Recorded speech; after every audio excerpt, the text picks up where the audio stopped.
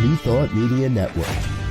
We are a global broadcast network of positive music, media, and entertainment, inspiring humanity's evolution along the journey of enlightenment and creating a world of love, peace, empowerment, and prosperity for all. New Thought Media Network. Positively inspiring.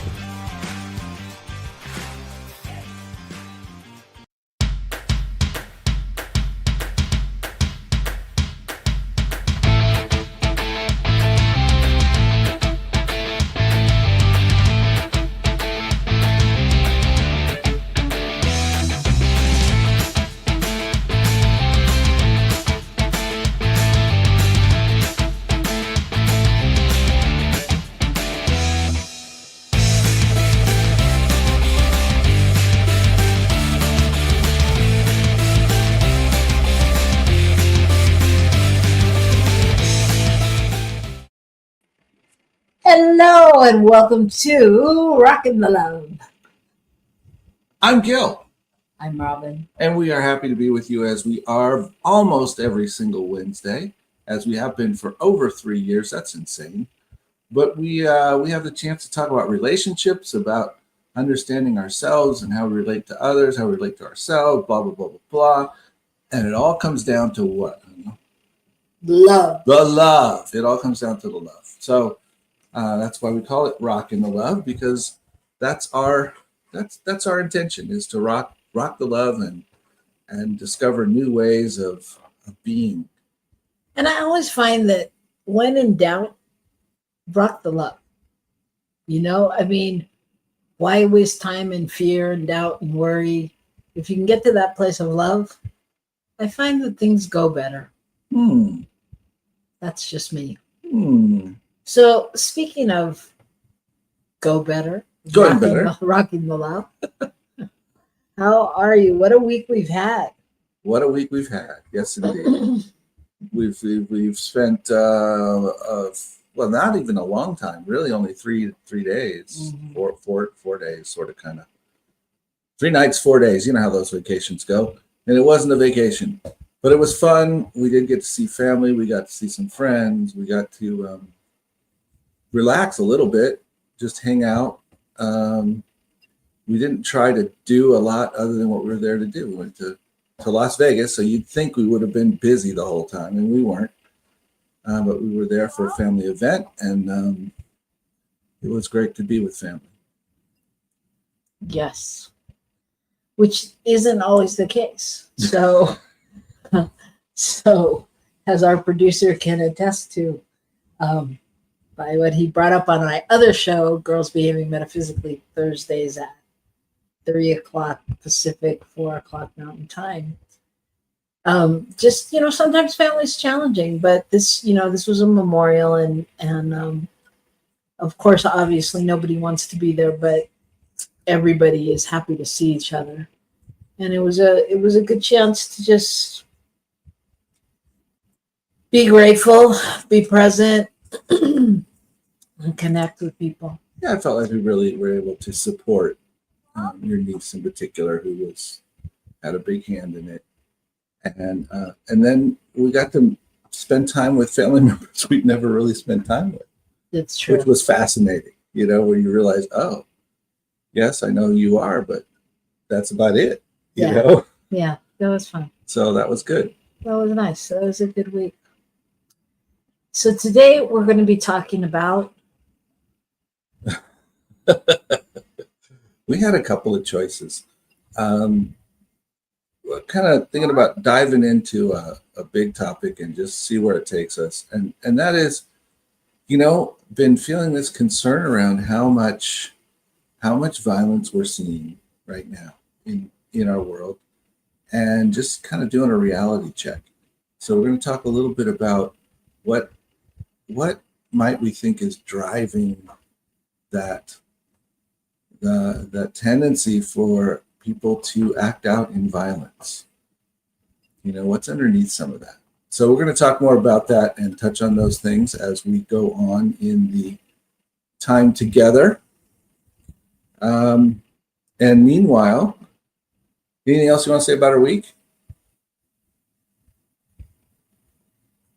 I don't think so. I mean, I don't think so. Okay. Well, It's been that kind of week. I guess so. Yeah, go ahead. It's been that kind of week where I don't really feel like we were away, and yet it's hard to dive back in. You know what I mean? So it's like it's not that I feel like settled in right here, but it just seems like, I don't know, I'm sure all of you feel this way on some level, that there's just so much happening and so much going on, you know? Well, we came back and we both dove into what needed to be done here, and work and opportunities and all of that stuff. And, we're scheduling ourselves out. So not only was yesterday busy and today busy, or, the last couple of days, and now into today and tomorrow, but we keep adding things which need to be added. And it's just interesting. For me, it's interesting looking at how I manage my calendar, if you will, because I have to manage it so that it works. Manage our time period. Oh, look, our producer's trying to change the subject. He's asking about the weather. It appears that at this moment it is 89 degrees, 84 degrees. What did it say? 84 degrees here. 84 degrees. Yeah, it's been super interesting. I guess weather everywhere. It's been relatively cool here. Yeah, it's been relatively cool, but I mean, I don't know. Maybe I'm making this up. Does this go along with all the things happening on the earth with the earthquakes and tsunami warnings and all of that? Gosh, we've had rains and showers every day. Yeah. So it's a cool kind of 80s with the breeze. So I think the difference is 90 degrees in Ohio. Probably here it's 84 degrees, feels like 84. In Ohio, it's 90, feels like 105 due to the humidity. I'm just guessing. And that's the difference. We were in Vegas and it was 90 to 100 each day. But it didn't feel bad. It was there was much more of a breeze there, in my opinion. I don't know. I don't know what's real anymore. So, hello, Shay. How are you? Hope all is well. Trusting that is the case. Shay, but you got to put in the chat if you remember what you told us we had to do a show on, because we were going to go back and look and we haven't. And I'd rather you just told us, because I also know I wrote it down on a piece of paper that was in front of me. This is why we struggle with calendaring. Where it lives now, that piece of paper is a mystery. But anyway, so back to today. It's hot. Yeah, it's warm. So it must be time for good news. I think it is. All right. I have some good news, and this good news hits on a couple of levels, and that's why I think it's fun. Apparently, there's a man in Santa Cruz, California, who has been started his own car service. I'm not clear if he actually has a business where he's charging as well, but one of the main things he does is he offers free rides, and he started with vets, getting them to medical appointments or those kinds of things, and it branched out into vets' families that needed to get to a military cemetery for some kind of service or something like that, various things. And then he expanded into taking college students who needed to get a ride to the airport in San Francisco, and taking other people from Santa Cruz over the mountain road to San Jose, which I can attest is a road. It's a road. It's a journey. It's not bad. It's not long, but you got to be clearly alert the whole time. I've driven it in cars and buses and everything, and it's serious. So he's put about 250,000 miles on his car doing this. And it is an electric car.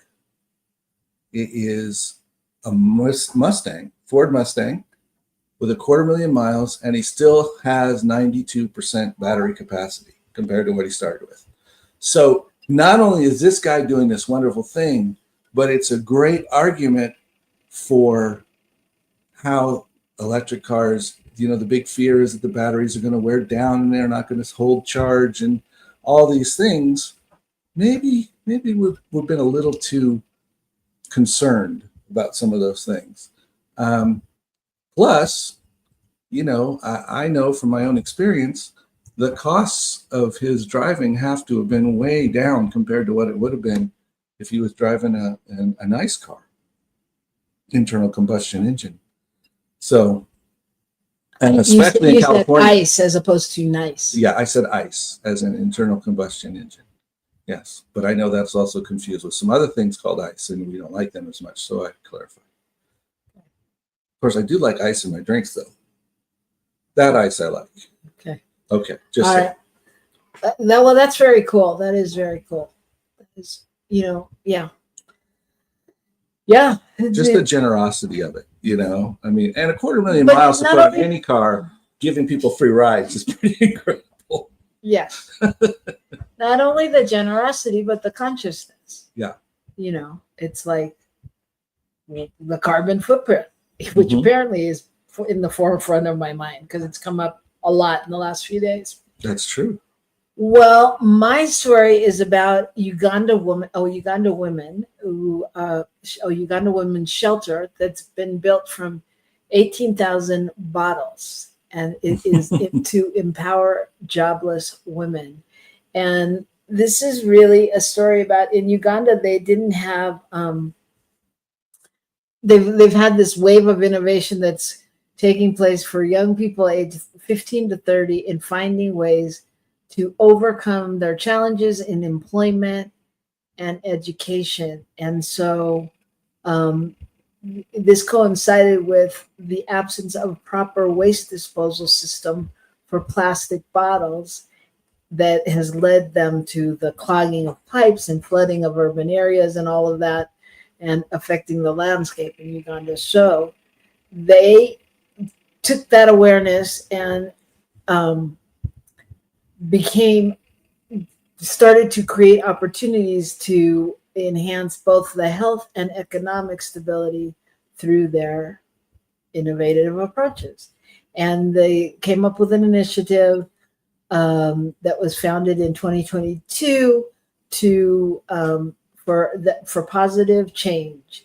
And it says that this startup construction home and shelters using eco bricks and other sustainable materials that are not only resilient against elements, but also provide a pathway to uplift most marginalized members of society. And through this, they started constructing homes and training people in waste management and construction skills and fostering a sense of well-being and resilience. All of that has come from this holistic approach to address the immediate housing needs and encouraging sustainable practices. So what kind of bottles are they building this from? Is this plastic or glass? Plastic. Plastic. I believe it's from plastic. Okay, that's interesting. I was thinking when you first said it, glass, but then you mentioned plastic, so I was like, oh, interesting. Well, I was thinking plastic. I don't think it said anything about glass. No, I don't think it did, but I just thought that when you first said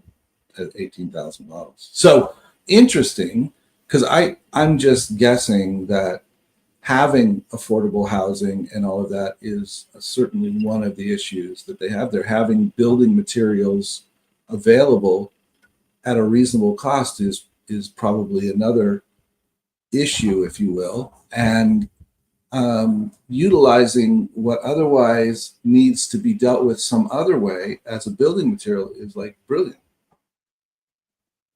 You know? Yeah, absolutely. I want to say also, because I didn't actually read this far, but I just did. It talks about the Safe Girl Initiative, and we actually know somebody who is part of the CSL movement that is involved in that down in Kenya, in Africa. Somewhere. Safe to say in Africa. But it's the Safe Girl Initiative, for instance. Trans young women to produce reusable sanitary pads, providing an eco-friendly and affordable hygiene option while empowering women with employment opportunities. And that's one of the things that our friend Christine does, is create that and teach kids training there in Africa. So a lot of good work. I mean, how great for them to be using, especially because they don't have a recycling system. Right. So how good to use it and put it to use. Well, yeah, we talk about recycling. The U.S. barely has a recycling system. Right. Our recycling system is ship it off coast and hope it lands in some country that'll do something with it. Not all, but a fair amount. So anyway, but that's not our topic for the day, and that's not the good news. So no, the good news is somebody's doing something. Somebody's doing something, and it's helping on multiple levels. Yeah. Woo. Yeah, and that's a good thing. So we love those good news stories. So if you have any that you'd like us to share, feel free to let us know. In the meantime, we are going to take a break, and we will be back here to talk about what's going on in the world and finding the love. Okay, so don't go away. Stay here. Join us back here on New Thought Media Network. Please help us say thank you to our organizational sponsors, including the Hefferland Foundation, Affiliated New Thought Network, International New Thought Alliance, Science of Mind Archives and Library Foundation, Center for Spiritual Living Denver, Center for Spiritual Living Midtown, New Thought Philadelphia, Planned Happiness Institute, Summit Center for Spiritual Living, One Heart Retreats, Center for Spiritual Living on the Lake, Unity Kitchener, Unity Spiritual Center Ottawa, Om Center for Spiritual Living, Satya Center, Begin Within Ministries, Center for Spiritual Living North Jersey, Unity of Savannah, and the Center for Spiritual Living Seattle, as well as all of our individual donors. Thank you for being part of the New Thought Media Network. Please like, share, and subscribe. New Thought Media Network, positively inspiring.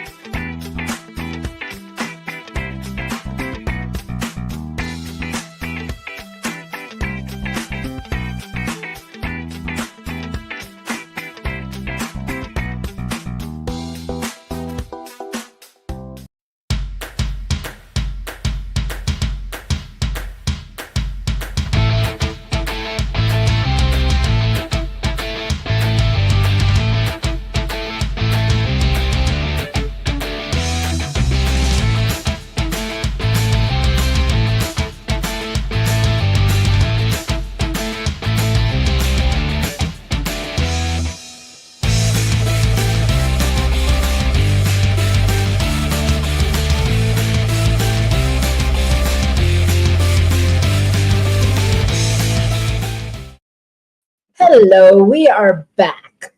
Aren't you excited? We are. We are. It's so much fun. It's so much fun to be here and just talk. Sometimes I think this is like one of the times we actually really talk together more than other times. It's true. Sometimes I'm amazed. I'm like, wow, that was a great conversation. How come we don't do that at dinner? It's Guys, true. I'm busy eating.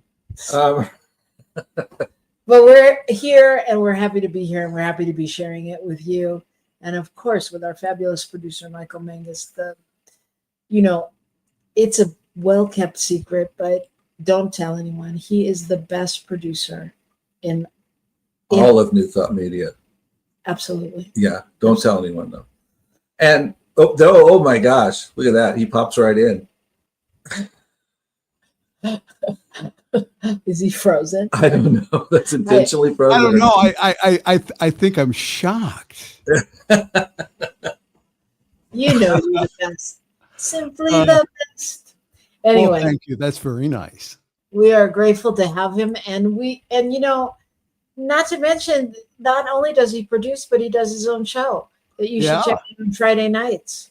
Friday evening fireside chat here on your positively inspiring New Thought Media Network from the super secure concrete bunker somewhere around Akron, Ohio.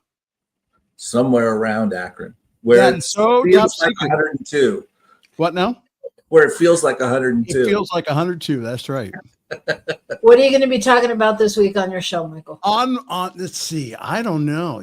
It's just so how I put the show together is I look for things during the week.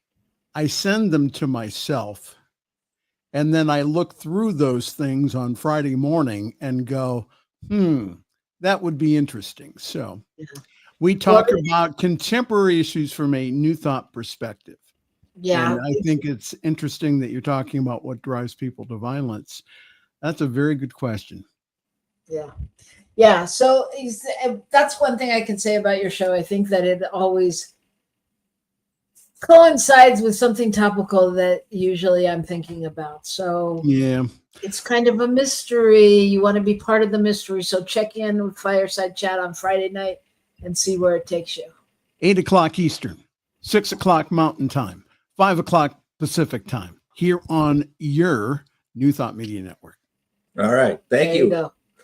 A little bit of shameless plug in here. So that's okay. I also want to thank Shay, who's with us, and anyone else who's with us today. We're just grateful for your presence, and we'd love to hear from you and tell us what you think, what your questions are, whatever it is. We'd like to have you participating with us. It's true, because as much as we just said we like talking with each other, it's so much more fun when you join in. This is true. It's true. All right. So today I've just been struck this week by, and many of you probably saw on Monday the ongoing news coverage of Manhattan, and that there was a shooter, and various people shot, and I was like, wow. And I happened to catch really briefly somewhere else that there was something in Reno on Monday as well, Reno, Nevada.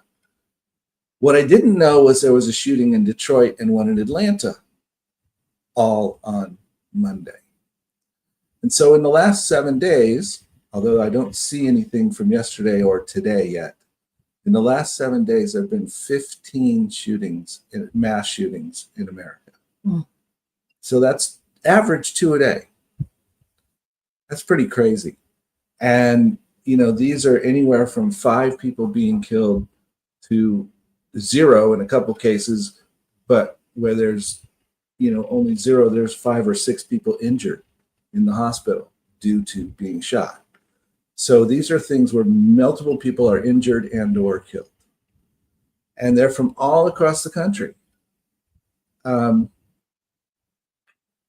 Starting in Philadelphia, Atlanta, Florida, Conway, Arkansas, Philadelphia again, Mississippi, Yazoo City, Mount Vernon, Illinois, Indianapolis, Indiana, Chicago, Illinois, Denver, Colorado, Flint, Michigan, Atlanta again, Detroit, Reno, and Manhattan. Where can you go to escape that in our country? And my thought is, there's nowhere to go. I mean, there's nowhere to go to escape. Go ahead. But what I see here is the need somehow that people have to express themselves in this violent manner. What is that need? What is causing people to do that? And some of these cases they don't have a motive. Others, it's personal. Many of them, or not many of them, several of them are domestic violence. And others are just, we have no idea, you know. Yeah, I hear you. I find it. I find that statement didn't have the some don't have a motive. How do you not have a motive? Well, I think we don't know the motive is more my what I meant. I meant we haven't, there hasn't been a motive determined. That doesn't mean there wasn't a motive. And that's a really good point. There is a motive. Somebody's got a motive. Something is driving them to this. Something, you know, we talk about love, right? We talk about love being over everything, that love is the only thing happening. So how can we have someone in Manhattan kill 5 people and that be love?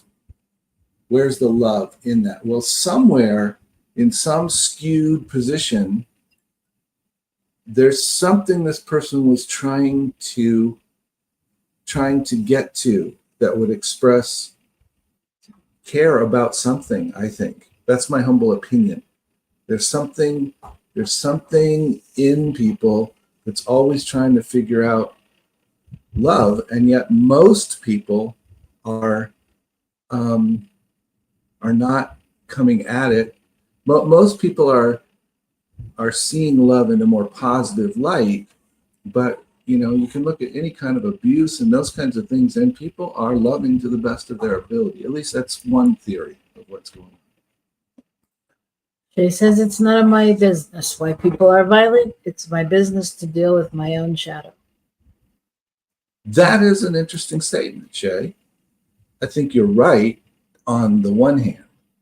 I think you're right that it's my business to deal with my own shadow first. And that's what I need to be looking at. And when I see this in other places, to look at, okay, what about that is my shadow showing up and reflecting to me? Mm-hmm. But then the next step is, how can we contribute to a society where people feel less like they need to do these kinds of things, where there are less people acting out doing this because somehow their needs are being met some other way?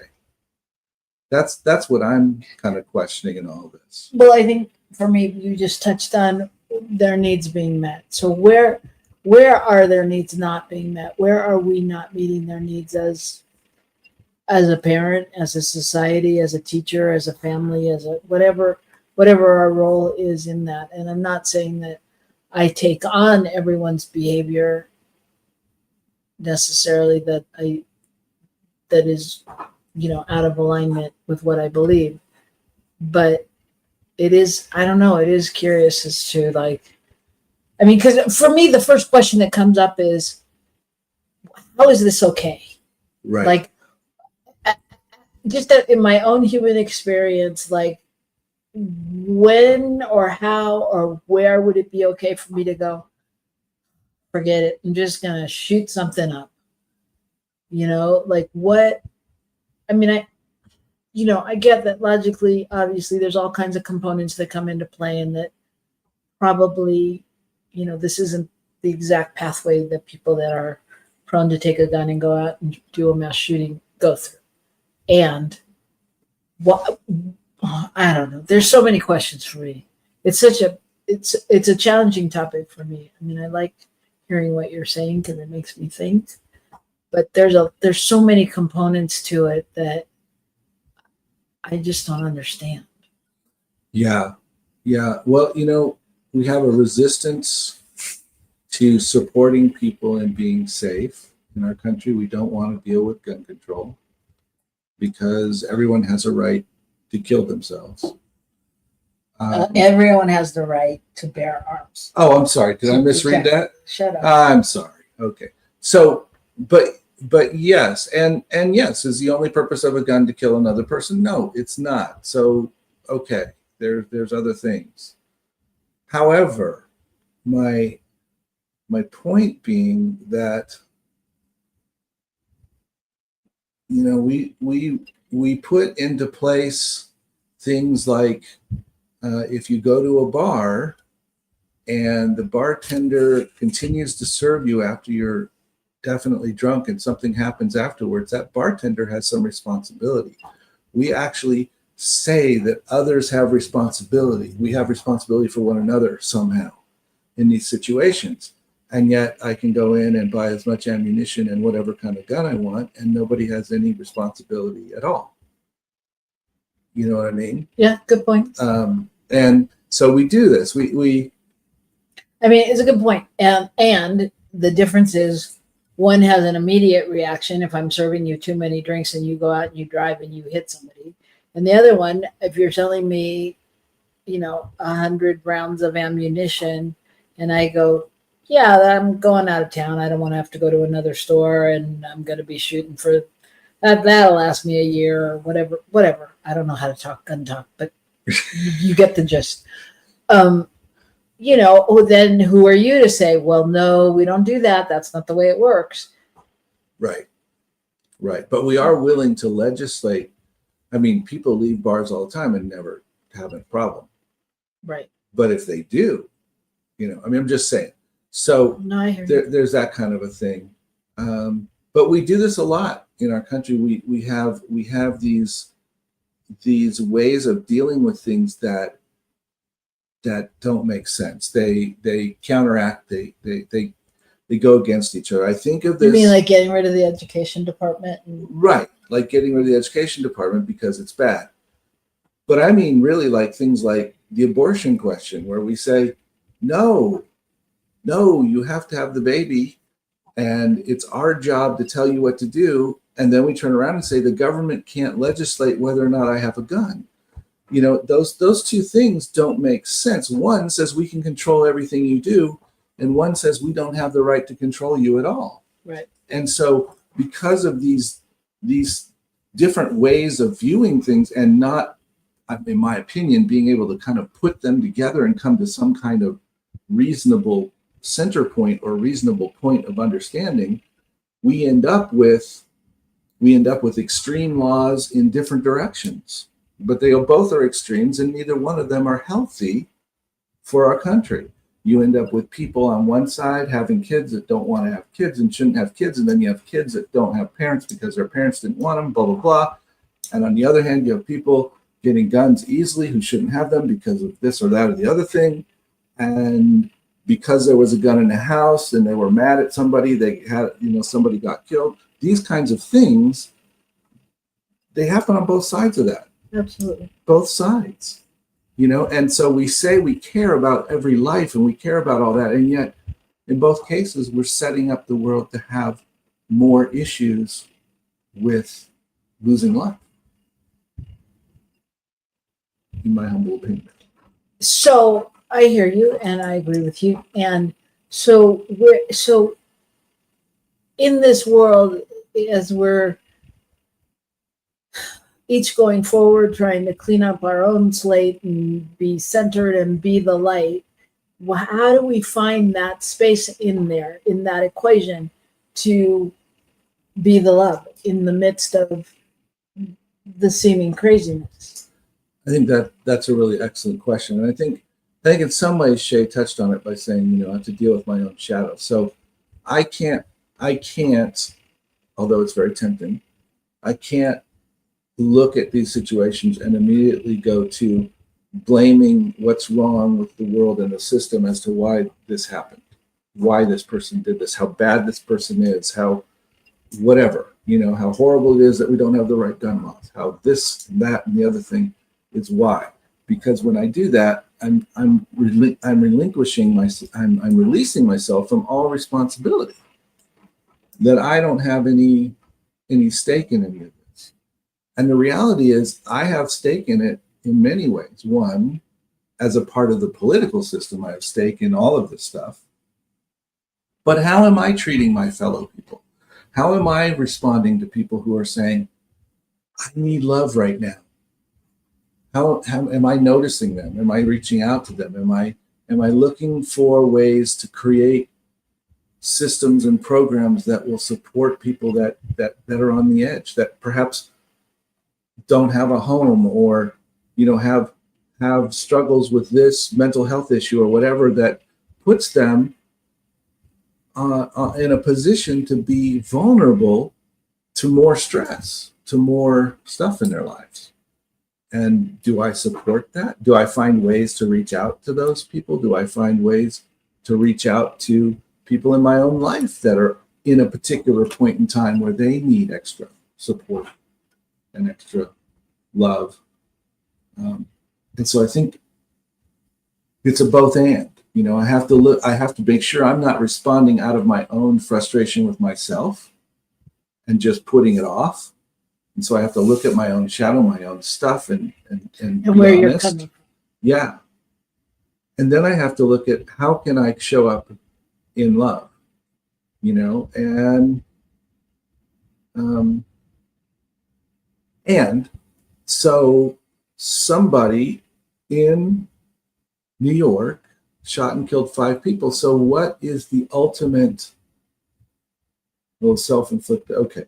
Well, many people do these things and they survive and they're put in prison and whatever. And what do we do? Do we decide that they are no longer good or valuable in our world? Or do we find a way to support them in finding their way back to themselves? And I think that's a really important piece. You hear the stories of people that forgive people who perpetrated violence on them or their loved ones, and et cetera, and that makes a huge difference in a person's life, and somebody is able to find their way out of that. Well, and I think there's many different ways we can look at this, and many different things that can happen from it. I mean, I think what you're talking about is you know, how we see some of the good that comes from a situation like that. You know, that just opening up that space for forgiveness, and then what's possible, and other, you know, what's possible from that. Mm-hmm. But there's still the conversation around the issue itself, you know, the initial causing issue, and the hows and the whys, and the, you know, where is God in this? I want to see what Shay said. She said, by not spending time and energy trying to explain the unexplainable, or to make sense out of something that makes absolutely no sense, it makes more sense to spend energy on things I have control over. Yeah, absolutely. I mean, absolutely. At the end of the day, absolutely, we can only have control over ourselves, right? And the joke is, at best, maybe, kind of, sort of, right? I mean, just factoring in the fact that, you know, God is there as you. But yeah, we can only worry about ourselves, and yet we're still here on the human playing field, right? So we still are going to have concerns and questions, and, you know, just like, I mean, otherwise, I don't know, if I could only worry about myself, why would I donate time doing anything, right? I mean, why would I give time to charities, or why would I, you know, do something that I think is making a difference? Well, if we look at what Shay says next, she says, I have control over healing my own generational trauma, which has the potential to cause violence. That is absolutely true. And that's that space where we look inside and we look at how do we move the needle? How do we move the needle? I spend time helping lots of other people do the same. See, there you go. That's where it goes into, how am I taking what I now understand about myself and what I have worked with in myself and turned it into a way to create more love in the world that supports others in not finding themselves in these situations, not, you know, out of whatever desperate move they're in, landing in a position where they somehow believe their only choice is doing something violent or jumping off a bridge, or, you know, whatever it is. You know, any one of those things is just an act of violent, whether it's directly on oneself or on others. Well, which leads me to what many New Thought people say, that, you know, it's all a call for love, right? Mm-hmm. So, yeah, if it's all a call for love, no matter what it looks like,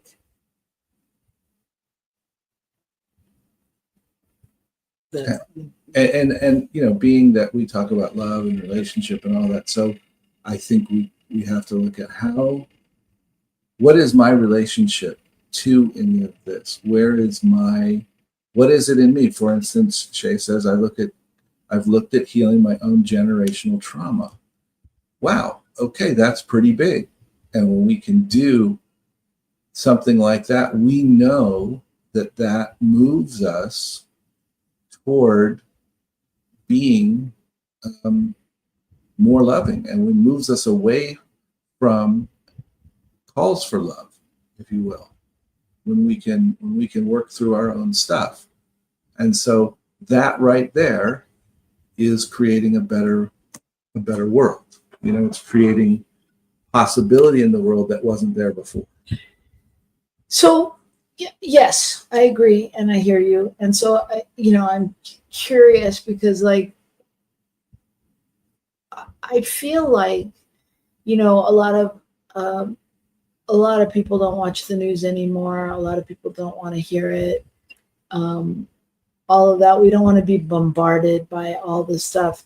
And when I hear things like mass shooting here, or, several people shot here, there is a part of me that, it's not that I want to deny it, because I don't, but I wouldn't mind pulling the covers over my head and going back to bed.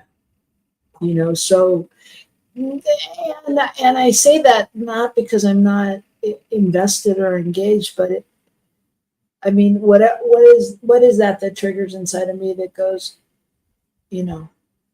oh God, not this again, or are we still here?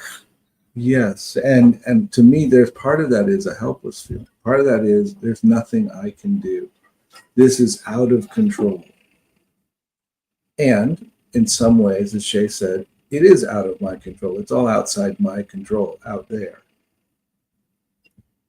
But the stuff I do have control over can contribute to movement in a more positive direction. Yeah, and I hear you, and that's possible. And I think, but when you said it, what happened for me was, it's not necessarily that. It's more of a feeling like, because I do think there is something I can do. Okay. And I do think, not that it's in my control, that I can control what happens and it's going to look the way I want. But I think through the things I do, I think we think on some level that we're changing the world, that the world is changing, that more people are aligned with kindness and love and peaceful thinking. And when I hear something like that, I'm like, I think, oh God, I'm not doing enough. So I think it makes me want to go back to bed, but and not to withdraw necessarily, but just because I'm so sad. It's so for me, it's so painful as an empath to feel that the weight of America right now, and the weight of our country and our world, and what's happening, because it's not only happening here, but here is where I am. So yeah, I think that's what happens for me. What are you looking at that you're about to? I was just looking at some statistics, and statistics I'm looking at is that there have been just under 6,900 mass shootings since the beginning of 2013. So that's 12 and a half years. That's a lot. It's a lot. It's a lot. And in 2025, so far, we are just shy of 300. And we're like halfway in. I mean, a little over. 1.4 per day. And I, if we could change that to 1 per day in the next couple of years, that would be huge. as much as that sounds horrible, you know.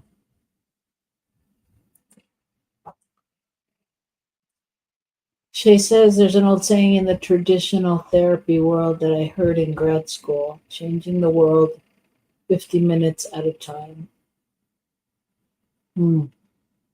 Yeah, doing what you can do, doing what you do, doing your bit, doing your part. And I think the other part of that is trusting that that's enough. I mean, one side of it is being open to examining it, but at the same time, we can't get too hard on ourselves, or we do end up in bed with the covers over our head, because we go, what am I going to do? How much can I do? I can't do more. Or obviously it's not enough. Well, you know, it's loving our world is an ongoing process. Loving each other is an ongoing process. It doesn't always feel like it's enough in a relationship. Sometimes it feels like it's not working. And why should I keep trying? And I think we do that. Then we do it with ourselves when we don't like ourselves and what we do, and we get in the same position. Why should I keep trying? And so I think a lot of it is learning how to both look at ourselves and accept ourselves first. Yeah, I think that too. I also think that it's, you know, there's key components to it, like faith, you know, because I think at the end of the day, whatever you're trusting in is what's going to outpicture in your world. And if we truly go back to what we trust in, if it's love, if it's spirit, if it's the universe, all the same to me. If we're trusting in love, it's an ongoing question of how can we see it, be it, know it, feel it, you know. And I think when I say, you know, I want to pull the covers over my head and I'm like, oh, I'm not doing it enough. It's not like I lived there for a long time. It's just that, yeah, there's all those components of like, what could I do differently? Not even so much me. It's a general thing, you know. But at the end of the day, it's like I have to come back to right where I am. It's perfect. And for whatever reason, I am here for this time, you know, and to be that light and to shine that love. And I know that sounds incredibly woo-woo, but that's what I feel. That's how you are, is woo-woo. I am a woo-woo master. You know, and the thing that keeps happening in my head, as Gil knows, I don't think I've ever shared this on air, but I always have a soundtrack going in my head. So there's always a song playing, and the song that keeps coming up during this is the Beatles, Eleanor Rigby. I mean, all I keep hearing is all the lonely people, where do they all come from? You know, and I think that just speaks to, you know, when we have somebody out there that's moves into that kind of place where they choose to get attention in that way, or where they haven't been heard, you know, where do they come from? And I don't know, where do they? Yeah, I think the other song that comes to my mind when you said that was the one Michael Fronte does with, I can't think of her name, but he does it with the woman does a duet called Flower in the Gun. Mm-hmm. And it's such a powerful, moving song about pain and loss and people that have been through these kinds of tragedies. But it also brought up for me the place where we sometimes go, which is defeatist. There's nothing that can be done. And I think that's part of what's happening in our entire political system to some degree. People are starting to get like, you know, what am I going to do? Forget it. Yeah, people get apathetic. Yeah, and nothing's going to change, and I can't do it, and, you know, blah, blah, blah, blah, blah. And it reminds me of this group we just started working with, who deals with a particular kind of trauma in kids and how to go back and repair the damage and help them become well-adjusted adults at some point, or well-adjusted children able to grow into adults, or whatever it is, to shift that thing that happened when they were little. And that at least once they were told, that never changes. You can't change that in a person. That won't go away. That's always there. And if we take that perspective on things, that's just, once this has happened, it's over. That's just the way it is. Then, or when A is true, B is always true, or whatever the thing is, then how can we bring love to that situation? Because we're not open to any kind of possibility. So I think bringing love is a lot about bringing openness to possibility. Seeing the possibilities, even when on the surface or in our understanding or in our experience, it doesn't look good. Yeah. And so. Yeah. So this was a big topic. And I don't want to leave anyone open out there. But I think that the thing to do is to really find that love in your heart, and where can you send it? Where can you share it? Is there a situation where you haven't applied that love? Where you're holding back? And it may just be some little disagreement. It may be some annoying family member. It may be any one of those things, but like, how can we disperse more love out into the world?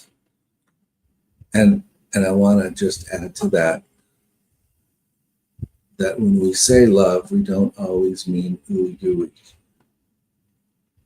in the sense that sometimes really being loving means being honest, being forthright, being transparent, which having difficult conversations, and puts ourselves in that position of